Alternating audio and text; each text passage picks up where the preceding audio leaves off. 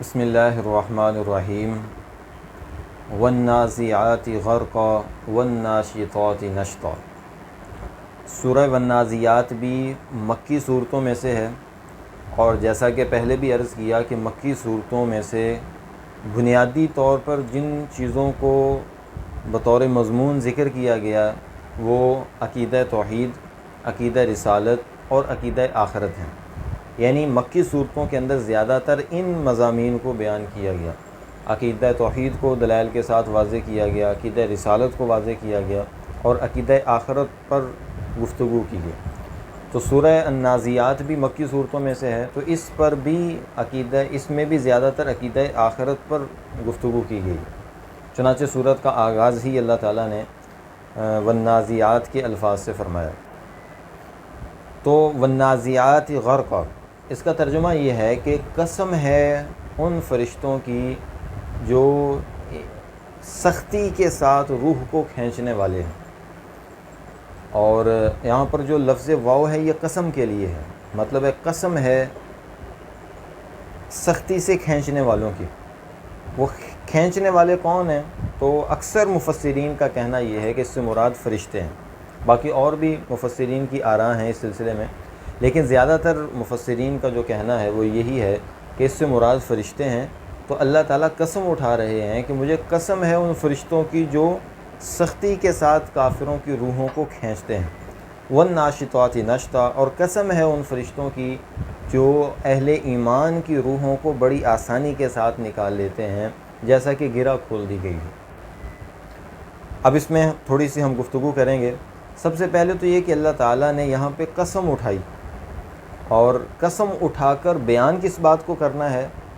اللہ تعالیٰ قسم اس بات پر اٹھا رہے ہیں کہ تم نے موت کے بعد دوبارہ زندہ ہونا ہے اور تمہارا حساب کتاب ہونا ہے۔ ہم قسم اٹھا کر کہہ رہے ہیں کہ ایسا ہونا ہے۔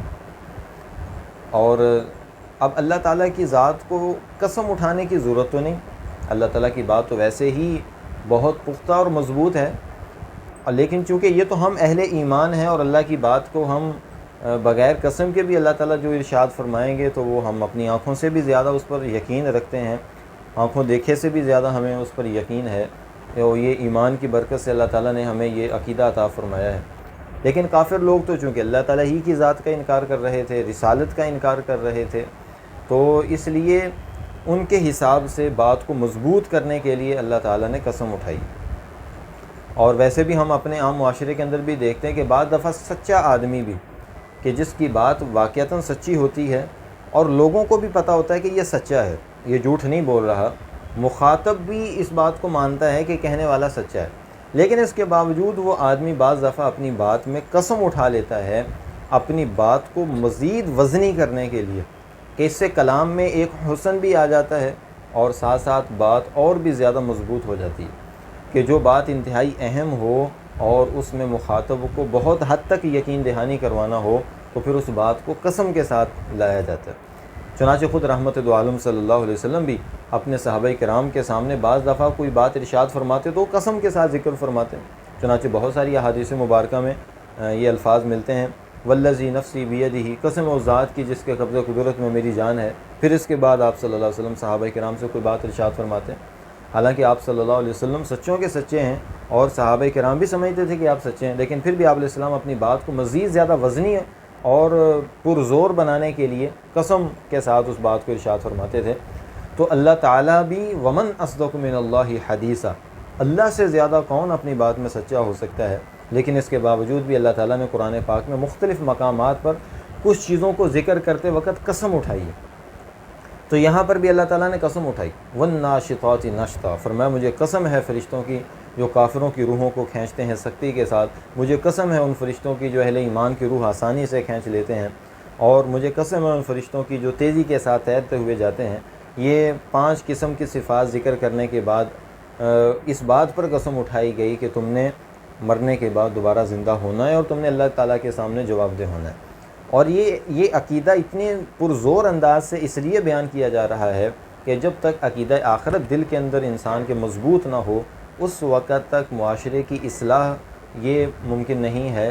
تو ایک انسان کو اپنے آپ کو سنوارنے کے لیے اس کے اندر یہ احساس پیدا کرنا ضروری ہے کہ اس نے کسی کے سامنے کھڑے ہو کے جواب دینا.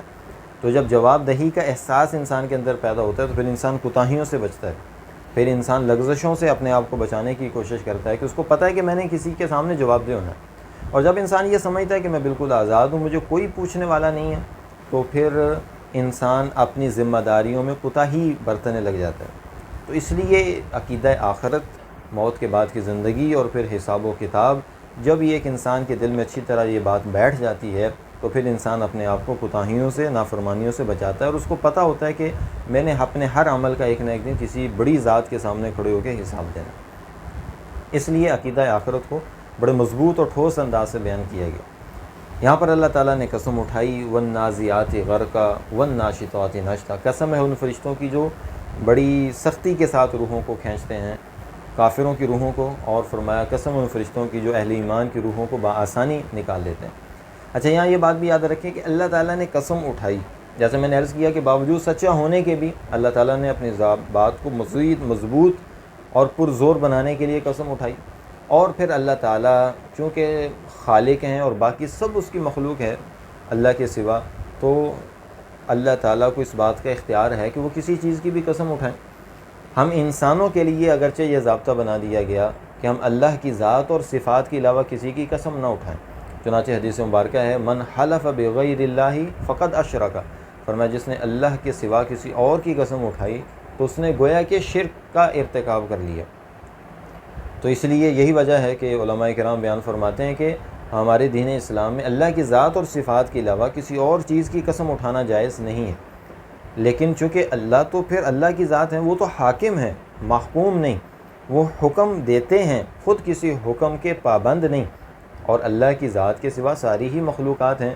تو اس لیے اللہ تعالیٰ چونکہ ان احکامات کے پابند نہیں, اس لیے اللہ تعالیٰ کو اس بات کا اختیار ہے کہ وہ اپنی مخلوق میں سے جس چیز کی بھی چاہیں قسم اٹھائیں.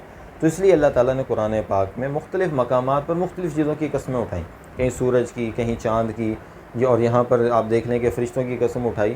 تو یہ اللہ تعالیٰ نے قرآن پاک میں مختلف مقامات پر مختلف چیزوں کی قسم اٹھا کر اپنی بات کو پرزور انداز سے لوگوں کے سامنے پیش فرمایا. باقی والنازعات غرقا, سختی کے ساتھ کافروں کی روح کھینچی جاتی ہے, آسانی کے ساتھ اہل ایمان کی نکال لی جاتی ہے.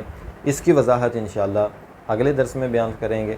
تو ضرور آپ اگلے درس میں بھی ہمارے ساتھ رہیے گا تاکہ ان آیات مبارکہ کے ہم صحیح مطلب اور مفہوم تک پہنچ سکیں.